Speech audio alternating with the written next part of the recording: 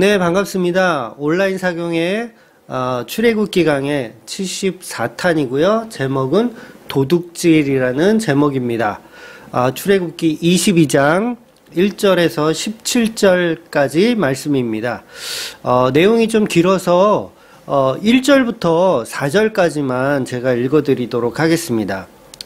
사람이 소나 양을 도둑질하여 잡거나 팔면 그는 소 한 마리에 소 5마리로 갚고 양 한 마리에 양 4마리로 갚을지니라. 도둑이 뚫고 들어오는 것을 보고 그를 쳐 죽이면 피 흘린 죄가 없으나 해 돋은 후에는 피 흘린 죄가 있으리라. 도둑은 반드시 배상할 것이나 배상할 것이 없으면 그 몸을 팔아 그 도둑질한 것을 배상할 것이요. 도둑질한 것이 살아 그의 손에 있으면 소나 낙이나 양을 막론하고 갑절을 배상할지니라. 아멘. 여러분, 그 포르노란 말이 있어요. 그 성인들은 다 알만한 이제 19금 금지의 단어이기도 하지요. 그래서 포르노란 남녀의 어떤 성적인 욕구를 채우는 그 모습을 뭐 사진이나 책, 뭐 동영상으로 만드는 것을 이런 류의 것들을 이제 포르노물이라고 하기도 하고 포르노라고 부르기도 하죠. 그러니까 내가 아닌 남들이 하는 성적 행위를 지켜보면서 대리 만족하는 걸 포르노라고 합니다. 인간이 가지고 있는 여러 가지 욕구 중에는요, 가장 큰 욕구가 바로 이 식욕, 무엇을 먹고 싶은 이 식욕과 배설의 욕구가 있습니다. 이 싸는 욕구죠. 배설의 욕구. 그러니까 먹고 싸는 욕구를 인간은 가장 큰 욕구라고 할 수 있어요. 그러니까 이것을 못하게 하면 그보다 더 큰 고문은 사실 없는 거죠. 그래서 배설의 욕구는 이제 성적인 욕구라고 할 수 있는 거죠. 그래서 그 배설의 욕구와 성적인 욕구를 지켜보는 것을 우리는 포르노라고 이렇게 이야기합니다. 그러니까 인간이 가지고 있는 원천적인 욕망은 무엇으로도 사라지지 않기 때문에 끊임없이 사회적인 문제가 되는 것이 포르노의 개념이죠. 그런데 성욕뿐만 아니고 이 식욕도 인간이 버릴 수 없는 가장 큰 욕구 중에 하나죠. 요새 이제 신조이긴 하지만 왜 그 유튜버들이 하는 그 먹방이라는 걸 아시죠? 먹방. 그러니까 먹방으로 유명한 사람들은 구독자 수가 막 수백만 명씩 되더라고요. 그러니까 조회수도 동영상 하나 올리면 뭐 일주일 만에 막 수십 건의 그 조회수가 막 올라가기도 하는데, 그래서 저도 몇 개를 한번 찾아봤어요. 그래서 먹방이라는 걸 한번 찾아봤는데, 막 앉은 자리에서 햄버거 10개를 한꺼번에 먹어치우는 영상도 있고요. 그 다음에 그 라면이나 국수 같은 걸 정말 세숫대야만한 크기에 엄청나게 큰 냄비에다가 혼자서 그걸 다 먹는 모습을 유튜브로 찍어서 보여주기도 하더라고요. 그래서 이런 먹방하는 유튜버들이 지금 굉장히 많이 있고 인기를 굉장히 많이 끌고 있습니다. 그래서 구독자 수가 수백만 명에 이른다는 사실에 굉장히 놀라지 않을 수가 없는데, 뭐 먹방하는 친구들을 보면 뭐 특별한 내용도 없어요. 그냥 먹는 거예요, 계속. 그리고 사람들은 그 먹는 것을 구경하는 거죠. 유튜브를 통해서 구경하는 거예요. 얼마큼 잘 먹는지를 구경하는 거. 거기에 수백만 명의 사람들이 열광을 하더라는 거죠. 그러니까 우리나라 먹방 하시는 분들 중에 어떤 분은 구독자가 300만 명이 넘는 분이 있더라고요. 뭐 쯔양이라고 하나? 뭐 그 친구는 300만 명이 넘어요, 구독자가. 그러니까 300만 명이라고 하면 이 숫자가 감이 안 오는데, 유튜브를 할 줄 아는 성인들 중에, 대한민국 인구 중에 유튜브를 볼 수 있을 만한 사람들 중에, 애기들은 뭐 볼 수가 없겠죠. 그런 성인 중에 10명 중에 1명은 그 먹방을 구독하여서 본다는 얘기예요. 300만 명이면. 우리나라 인구가 5천만인데 10명 중에 1명은 먹방이라는 걸 구독하여서 매일매일 그 먹방을 본다라는 거죠. 그만큼 인간은 식욕이라는 욕망이 크다라는 거예요. 이렇게 밥만 잘 먹어도 월습이 수천만 원씩 되더라고요. 그러니까 이렇게 수백만 명의 사람들이 이 식욕이라는 인간의 욕구를 채우는 모습을 동영상으로 보면서 만족을 하더라는 거예요. 그러니까 유튜브에 나오는 사람들이 라면을 한 5개, 6개를 이렇게 앉은 자리에서 먹거든요. 그럼 내가 못하는 욕구를 대신 채워주는 대리만족이 있는 거죠. 희한하게 그렇게 먹는데도 그 사람들 살이 안 찌는 그 모습을 보면서 열광을 하는 겁니다. 굉장히 신기한 거죠. 그래서 이런 남이 음식을 먹는 것을 지켜보는 것들을 요즘 말로 뭐라고 부르냐면 푸드 포르노라고 불러요. 푸드 포르노. 그러니까 음식 포르노죠. 그러니까 성적인 포르노, 음식을 먹는 것도 다 같은 포르노의 의미로 보더라는 거예요. 그래서 포르노라는 단어는 성욕에만 사용하는 것이 아니라 식욕에도 사용하더라는 거죠. 어차피 식욕이나 성욕은 동일한 인간의 욕구라는 의미가 있기 때문에 그래요. 그러니까 음식의 맛과 모양, 그리고 이제는 소리까지도 ASMR인가요? 정확한 명칭을 제가 확실히 모르겠는데 ASMR이라는 게 있대요. 먹는 소리까지도 잘 녹음을 해서 들려주는 유튜버들이 인기가 있더라는 거죠. 그런데 이 식욕과 성적인 욕구는 타락하기 이전에 에덴 동산에서도 있었던 것입니다. 그러니까 성욕과 식욕 그 자체가 나쁘다는 말이 절대 아니에요. 먹방을 보지 말아라 그런 얘기도 아닙니다. 오해는 하지 마시고, 이처럼 인간들은 본능적으로 식욕과 성욕에 열광하더라는 거예요. 그래서 사랑하는 사람들과 같이 밥을 나누어 먹는 것은 인간이 가지고 있는 가장 큰 사랑의 표현이기도 한 겁니다. 그래서 예수님도 제자들과 식사를 함께 자주 이렇게 나누시기도 한 거예요. 그래서 제가 언젠가 말씀드린 적이 있는 것 같은데, 요리를 한다는 건 단순한 노동이 아니라 재물을 만드는 개념이라고 제가 말씀드린 적이 있는 것 같아요.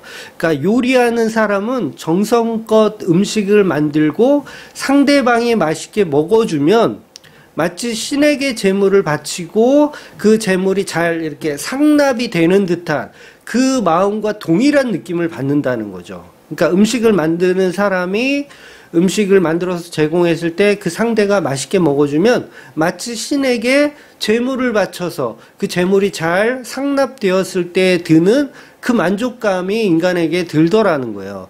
그래서 요리하는 사람의 마음과 그 음식을 맛있게 먹어주는 것만으로도 부부는 행복해질 수 있다라는 거죠. 그러니까 사소한 일이지만 음식 때문에 싸우는 집안들이 은근히 많이 있거든요. 그러니까 남자들은 여자들한테 흔히 이렇게 얘기하죠. 뭐 언제 당신이 나한테 밥 한번 제대로 차려줘 본 적 있어? 이러면서 싸우기도 하고, 또 이제 집밥이 맛이 없다 그러면 그때부터는 이제 국물도 없는 거죠. 그러니까 남편들은 무조건 맛이 없어도, 집밥이 맛이 없어도 맛있다고 하면서 먹어야 하고, 또 남편이 요리하는 그 경우도 있죠. 남편이 요리하는 집도 있는데, 그런 집에서는 그 아내는 그 남편이 한 음식을 먹으면서 당신이 정말 백종원보다 훨씬 낫다 그러면서 꾸역꾸역 먹어줘야 가정이 행복하고 무탈하더라는 거예요. 아무튼 이런 식으로 하나님은 이 아담과 하와에게 식욕을 근거한 언약을 주세요. 그게 바로 선악과라는 나무 열매죠. 그래서 이 식욕의 욕망이 있어야 범죄를 저지르는 개념인 거예요. 그러니까 식욕이 있어야 범죄를 저지른다고요. 그러니까 식욕을 통한 선악과를 아담과 하와가 먹게 되는 사건인 거죠. 그러니까 먹음직도 하고 보암직도 하고 탐스러운 그 열매를 하나님의 약속을 어기고 먹음으로 범죄를 저지르게 되는 겁니다.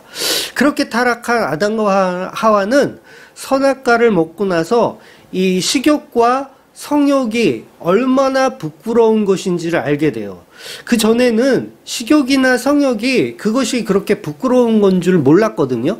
그런데 선악과를 먹고 나서야 내가 가진 식욕이 죄였다는 것과 부가적으로 성욕까지도 부끄러운 것이라는 것을 알게 되는 거예요. 그래서 그 선악과 먹은 즉시 아담과 하와는 자기 몸이 벗었음을 알고 무화과 잎으로 자기 몸을 가리게 되는 겁니다. 그러니까 배설의 욕구를 가리는 거죠. 성욕을 가리게 되는 거예요. 그런데 이것은 아담과 하와만의 문제가 아니고 현재 우리 인간도 여전히 이 식욕과 성욕에서 벗어날 방법이 없습니다. 그래서 인간은 날마다 선악과를 먹을 수밖에 없는 존재라는 것이죠. 그러니까 정치인들도 보면 뭐 성희롱이라든가 이런 것 때문에 정치 인생이 끝나기도 하고 뭐 목숨을 끊는 사람도 있기도 했잖아요. 그만큼 이 욕망 때문에 어떤 그 인간이 가지고 있는 식욕과 성욕이라는 욕망 때문에 먹방하는 이런 것도 수백만 명이 열광을 하기도 하는 거예요. 그러니까 설교 유튜브는 사람들이 잘 안 보잖아요. 뭐 구독자 100명 만들기가 힘들어요. 설교 유튜브는 1000명 만들기 정말 힘들어요. 정말 오래 걸립니다. 그런데 라면 10개를 앉은 자리에서 먹잖아요. 그럼 구독자 10만 명 만드는 건 일도 아니더라는 거죠. 그러니까 인간은 하나님의 말씀을 듣는 것에는 열광하지 않는데 먹고 싸는 것에는 열광하여 그 욕망을 목적으로 살아가더라는 거예요. 결국 먹고 싸는 일에 그 일을 위하여 우리 인간들은 하나님 것을 도둑질 하더라는 거죠. 그래서 선악과 사건은 엄밀히 따지면 도둑질입니다. 도둑질. 그러니까 도둑질이라는 것이 내 것이 아닌데 내 것으로 갖고 싶은 욕망을 채우는 것을 도둑질이라고 하거든요. 그래서 선악과는 하나님이 먹지 말라고 하신 이유는 동산에 있는 모든 나무 열매를 너희에게 주겠는데 동산 중앙에 있는 것은 먹지 말아라. 그러니까 동산 중앙에 있는 것은 너희 것이 아니란 얘기죠. 다른 건 다 너희 것인데 선악과는 너희 것이 아니야. 그러니까 먹지 마라고 한 거예요. 그런데 그걸 먹었다는 것은 뭐냐면 도둑질했다라는 거죠. 도둑질. 그런데 그 도둑질의 개념에는 식욕이 있고 성욕이 있다라는 거예요. 그래서 선악을 판단하는 주체가 하나님이어야 하는데 그 선악 판단의 주체를 나에게 두고 싶은 거죠. 나에게 두고 싶은 욕망. 그래서 선악과를 먹게 되는 거. 그것을 도둑질이라고 하는 겁니다. 그래서 나도 하나님처럼 선악을 판단하고 싶다라는 욕망이 생기더라는 거죠. 그래서 우리가 좋은 하나님, 나쁜 하나님 이렇게 평가를 해요. 인간들이. 그 자체가 이미 선악과를 먹었다는 증거죠. 그래서 선악과는 결국 도둑질이고 그 도둑질의 근원은 식욕과 성욕이라는 겁니다. 그렇게 하나님 것을 도둑질해서 선악과를 먹는 사건을 성경은 죄라고 정의하고 있는 것입니다. 그러니까 본문에서 말하는 도둑질은 아주 기본적인 죄에 관한 이야기를 하는 것인데 오늘 본문은 그래서 이 도둑질에 관한 이야기를 계속해서 말씀하고 있는 거예요. 이 도둑질은 결국 식욕과 성욕입니다. 그래서 16절에 보면 처녀를 겁탈했을 때 배상해야 되는 그런 내용들이 나오는 거예요. 성욕을 다루고 있어요. 16절에는. 그래서 오늘 본문 이 출애굽기 22장은 무엇에 관한 이야기냐면 인간이 가지고 있는 식욕과 성욕을 통하여서 죄를 폭로하고 있는 거죠. 그 욕망에서 자유할 수 있는 인간은 없고 그 죄에서 벗어날 수 있는 유일한 방법은 언약밖에는 없다라는 얘기를 하고 싶은 거예요. 그래서 오늘 본문에도 남의 소를 잡아먹고 남의 양을 잡아먹는 이야기가 식욕처럼 이렇게 설명하고 있는 거죠. 이 식욕의 개념이 등장하는 거예요.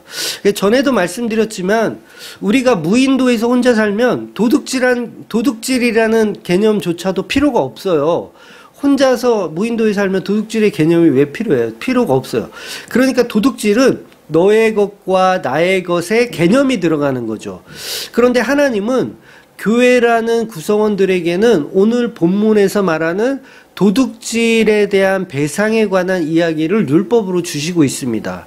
그런데 놀랍게도 사도행전에서는 교회가 물건을 서로 통용하는 내용이 나와요. 서로 네 거 내 거가 없어요.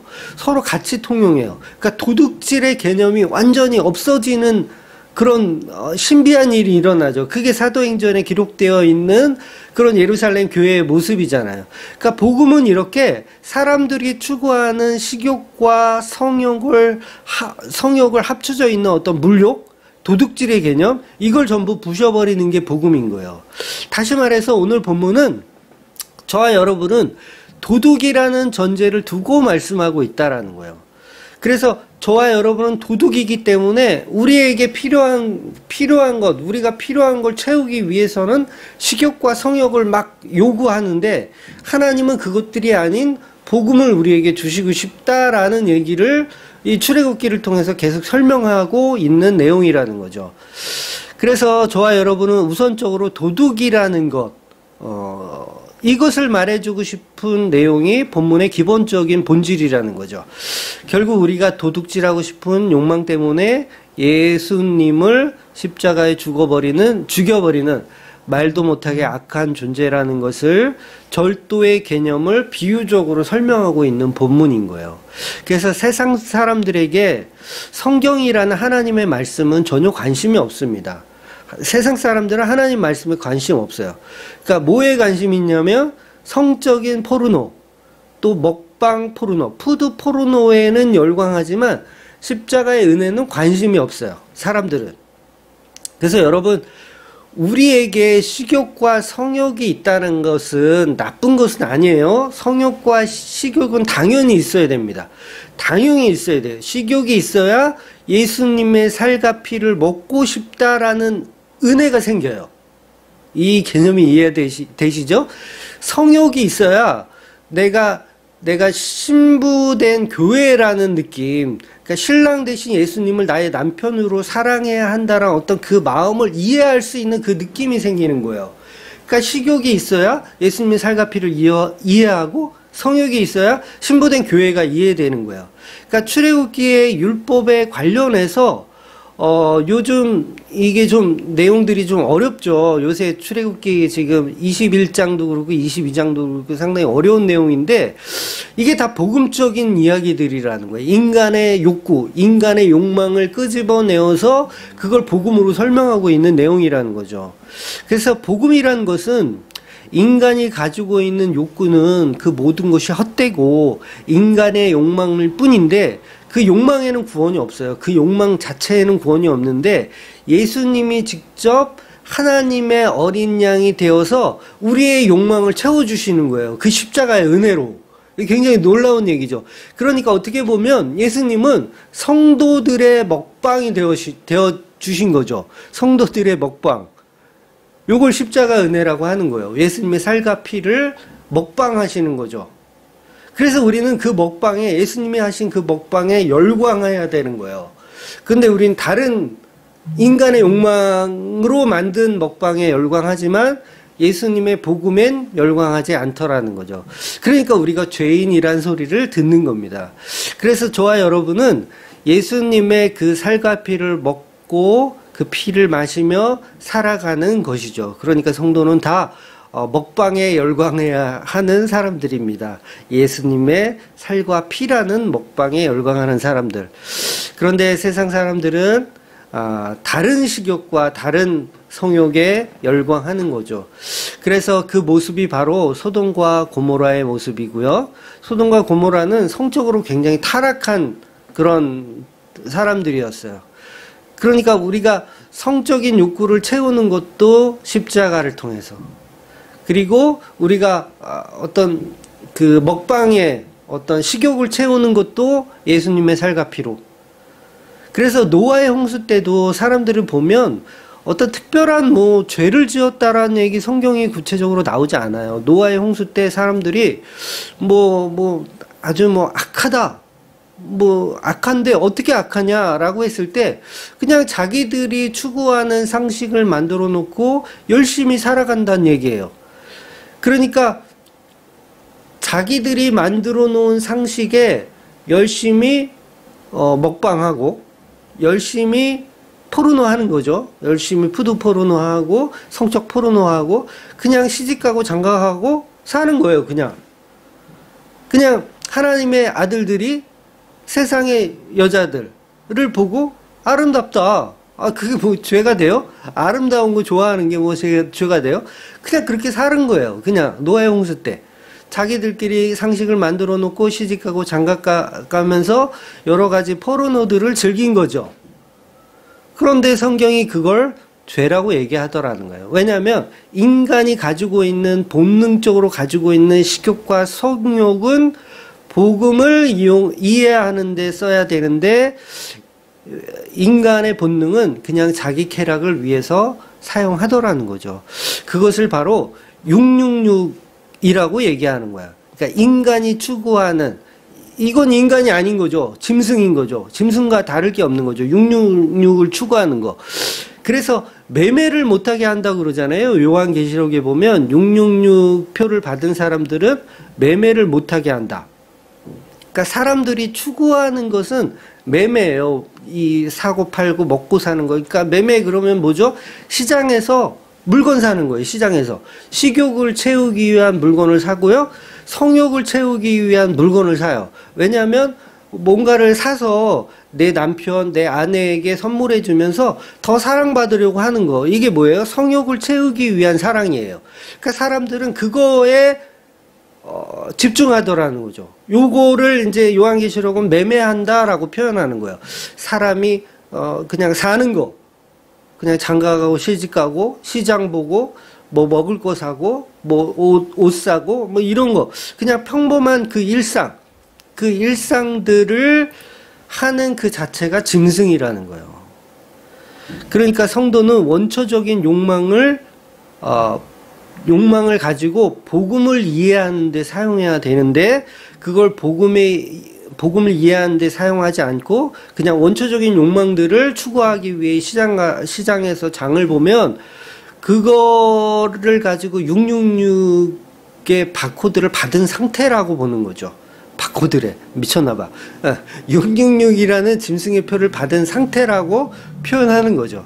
그러니까 그래서 그렇게 살지 않는 사람들, 그렇게 살지 않는다. 우리가 사는 이 욕망은 예수 그리스도의 살과 피야. 우리가 추구하는 욕망은 예수 그리스도의 신부된 교회야. 이렇게 추구하는 사람들은 세상 것의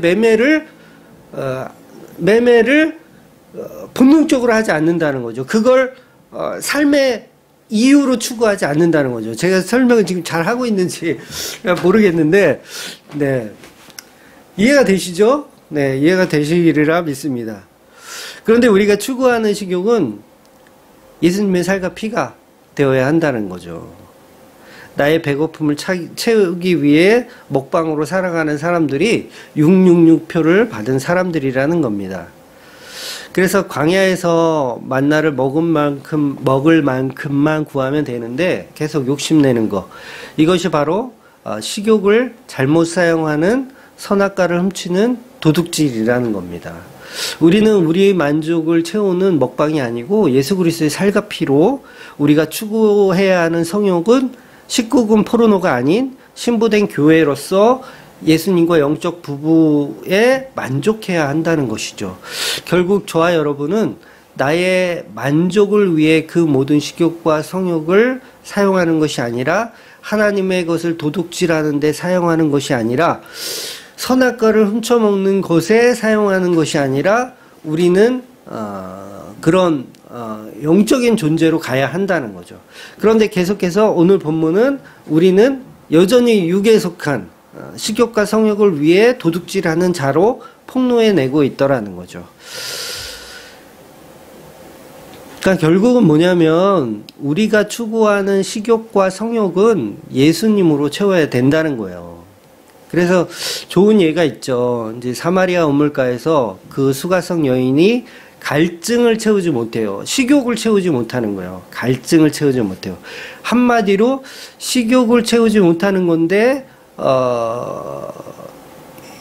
이것을 채워줄 수 있는 분이 누구냐면 예수님이죠. 예수님이 영원히 목마르지 않는 물을 주시는 분. 그리고 남편이 6명이에요. 수가성 여인은 남편이 6명이면 이걸 뭐 좀 그렇게 좀 설명하면 좀 그렇지만 성욕을 채우지 못하는 성욕을 채우지 못하는 상태의 여인이 등장하는 거예요. 그래서 그 욕구를 뭘로 채워요? 예수님으로 채울 수밖에 없는 거예요. 신부된 교회만이 그 욕구를 채울 수 있는 거죠. 성적 욕구를 채울 수 있는 거예요. 그래서 예수님이 수가성 여인에게 찾아오셔서 그 갈증을 해결해 주시고 또 남편이 되어 주시는 거죠. 영적인 남편이. 그래서 요한복음 4장에서 제자들이 이제 이 수가성 여인이 요한복음 4장에 나오거든요. 그러니까 요한복음 4장에 수가성 여인과 이야기가 끝나고 나서 제자들이 먹을 걸 갖고 와요. 먹을 걸 갖고 왔는데 예수님이 이제 이제 제자들이 먹을 거 드시라고 하니까 예수님이 나는 너희가 알지 못하는 영적 양식이 있다고 말씀하시는 거예요. 그러니까 무슨 얘기한 거예요, 지금? 인간이 채우는 식욕을 채울 수 있는 그 영적 양식이 예수님에게만 있는 거예요. 그래서 그걸 십자가 은혜로 보혈로 채우는 거죠. 예수님의 살과 피로 채우는 거. 그래서 진정한 식욕과 성욕은 예수님으로 채울 수 있다는 말씀을 하시는 겁니다. 그리고 얼마 후 있다가 오병이어의 기적 사건이 등장하는 거예요. 제자들에게 한 번 더 살과 피를 설명해 주는 말씀이 요한복음 6장에 등장하는 거예요. 그러니까 인간의 욕망을 채울 수 있는 방법은 오직 예수님의 십자가밖에 없는데 그것만이 우리의 영적인 식욕과 성욕을 채우는 거라는 거죠. 인간들은 스스로 만족을 찾아 선악과를 먹는데 그것을 죄라는 것으로 말하는 것이고 그걸 오늘 본문이 도둑질이라고 설명하는 겁니다. 그래서 오늘 본문을 좀 보면 배상에 관한 법이 이제 등장합니다. 10계명 중에서 8번째 계명인 도둑질하지 말라라는 내용이 이제 구체적으로 등장하는 거예요. 즉 도둑질에 관한 이야기가 등장하고 남에게 손해를 끼칠 때 그것을 배상하는 법에 관한 이야기가 등장합니다. 결국 이런 법들이 이 광야에서 지금 광야잖아요. 광야에서 주어진다는 사실은 사실 별 의미가 없어요. 왜냐하면 지금 이스라엘 백성들은 사실상 땅도 없고요. 가축도 그렇게 많이 가지고 있지 않습니다. 그러니까 사육할 수 있는 형편도 아니에요. 한마디로 먼 나라 이야기예요. 그러니까 결국 자기들이 뭐 가축을 갖고 있어봐야 몇 마리 안 갖고 있거든요. 그러니까 이 말은 어떻게 보면 가나안 땅이라는 약속의 땅에 들어갔을 때 주어져야 비로소 피부로 와닿는 말씀이에요. 그래서 지금 광야 생활하는 이 전제에서는 굉장히 좀 불필요한 말씀이기도 하고 굉장히 해석이 그래서 굉장히 오히려 더 쉬울 수가 있는 거죠. 해석이 오히려 더 쉬울 수가 있는 거예요. 이 율법들이 왜 등장했는가. 그래서 저와 여러분은 도둑놈일 뿐이고 누군가에게 배상을 해야 하는 존재라는 것을 말씀하고 있는 것인데 무엇보다 늘 배상해야 하는 만족이 없는 삶인데 그 배상이라는 개념은 결국 복음을 설명하는 겁니다. 그러니까 세례 요한이 이런 말을 했어요. 옷 2벌 있는 자는 옷 없는 자에게 주라. 이 말은 자선사업하라는 말이 아니고 오늘 설명드리는 도둑질의 반대 개념을 설명하는 거예요. 도둑질 하지 말아라. 예, 반대 개념으로 옷 2벌 있는 자는 옷 없는 자에게 나눠주라. 그런 얘기를 하는 거예요. 그러니까 우리가 이 땅에서 교인들과 함께 나눌 수 있는 기쁨은 뭐냐면 옷 나눠주는 거예요. 옷. 가죽옷을 나눠주는 거. 결국 복음 나눠주는 거죠. 복음. 예수님의 살과 피, 음식을 나눠주는 거예요. 그 얘기를 하는 거죠. 그러니까 오늘 본문에 보면 사람이 소나 양을 도둑질하여 잡거나 팔면 그 소는 5마리, 양은 4마리로 갚으라는 말을 해요. 근데 이건 우리가 앞에서 보았지만 동해보복법하고는 맞지 않아요. 동해보복법은 1마리 훔치면 1마리로 갚는 거예요. 2마리 훔치면 2마리로 갚는 거예요. 그게 이제 눈에는 은, 이에는 이 동해보복법인데 그런데 오늘은 이상한 얘기를 하세요. 5배가 나와요. 소를 훔치면 5배. 소 1마리 잡아먹었잖아요. 5배, 5마리로 갚아줘야 돼요. 양은 4마리로 갚아줘야 돼요. 이 말은 한마디로 도둑질을 못하게 하겠다는 의미도 있고요. 조금 더 나아가서는 이거는 갚을 수 없다라는 의미가 들어있는 거예요. 그러니까 소 같은 경우는 훔치기가 더 어렵잖아요. 소 훔쳐보셨어요? 소는 훔치기가 더 어려워요. 그래서 5배라는 더 강한 법이 등장하고, 양은 비교적 쉽잖아요. 소에 비하면. 그래서 4배의 법이 주어져요. 그런데 이건 둘 다 동해보복법으로 보면 굉장히 강한 법이고 갚을 수 없는 법을 설명하는 거예요. 보세요. 도둑이 지금 광야 생활하고 있는데, 도둑이 전문적인 도둑이 있을까요? 지금 이 광야 생활에서 전문가, 아주 그냥 대도 뭐 이런 스타일이 있어요? 없는 거예요. 지금 광야 생활에서 남의 것을 도둑질한다라는 개념은 가난하기 때문에 하는 거예요. 가난하기 때문에. 그러니까 전문 터리범이 아니에요. 이들은 지금 이 말씀을 듣고 있는 이스라엘 백성들은 전문 터리범들이 아니라 직업적으로 도둑질을 하는 게 아니라 그냥 가난하기 때문에 도둑질하는 사람들을 표현하는 거예요. 그런데 소 한 마리를 훔치다가 잡히면 5마리로 보상할 수 있을까요? 보상을 못 하는 거예요. 불가능한 배상을 설명하는 게 오늘 본문이라는 거죠. 한마디로 법은 강해서 좋아 보이는데 형편성에는 맞지 않는 법이에요. 그러니까 예를 들면 요새 담배꽁초를 길에다 버리면 과태료가 얼마죠? 제가 알기로는 한 5만 원 정도의 과태료를 내는 걸로 알아요. 그런데 만약에 그 법이 담배꽁초를 버리면 벌금이 100억이다 라고 했을 때, 법은 굉장히 강력해서 좋지만 그 법이 있다면 그 진짜 뜻은 뭘까요? 갚을 수 없는 죄를 지었다라는 걸 말하고 싶은 거잖아요. 갚을 수 없는 죄를 지었다. 그러니까 양이 없어서 양 한 마리를 훔친 사람이 양 4마리로 갚는 거예요. 그래서 저도 이제 양고기를 안 먹어봤는데, 며칠 전에 이제 어떤 분이 양고기를 사주신다 그래서 양꼬치라는 것을 이제 먹어봤습니다. 굉장히 쫄깃쫄깃하고 먹을만 하더라고요. 소고기하고 돼지고기 한 중간 정도? 닭고기하고는 좀 다른 느낌의 좀 쫄깃쫄깃한 그런 느낌이 좀 있었어요. 그래서 양고기를 처음 먹어봤는데, 그러니까 이 양꼬치가 먹고 싶어서 나는 양을 얻고 옆집 양이 좀 맛있게 생겨가지고 훔쳐서 먹었어요. 걸렸는데 그 4마리를 어떻게 갚을 거냐는 거죠. 즉, 이 본문이 말하고 싶은 본질은, 선악과 목은 우리는 그 죄를 갚을 길이 없다라는 걸 설명하고 싶은 거예요. 그러니까 그 예가 굉장히 그럴듯한 예가 성경에 나온 데가 있어요. 그 예가 어느 예냐면, 그 다윗이 죄를 범했을 때 우리아의 아내 밥세바를 범하잖아요. 이 범죄는 제가 서론에서 말씀드린 성욕입니다. 성욕. 배설의 욕구예요. 성욕에 해당하는 죄를 지은 거예요. 물론 이것도 성욕이란 죄를 통한 도둑질이죠. 물욕도 되고 성욕도 되고 뭐 이게 다 같은 죄예요. 뭐 식욕, 성욕, 이게 사실은 인간의 욕구예요. 다 똑같은 배설의 욕구, 식욕의 욕구인 거죠.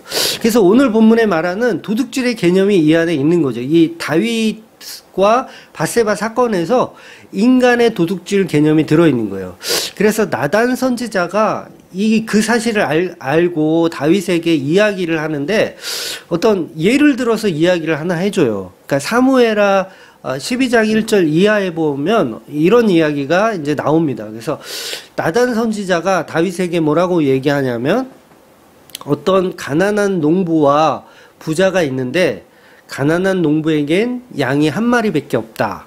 그래서 그 양은 굉장히 이제 사랑받는 양이었다. 그래서 가족들과 같이, 그 집 아이들도 같이 그 양하고, 그 어린 양하고 같이 잠도 자고 밥도 먹고 하는 그런 가족과 같은 존재였다.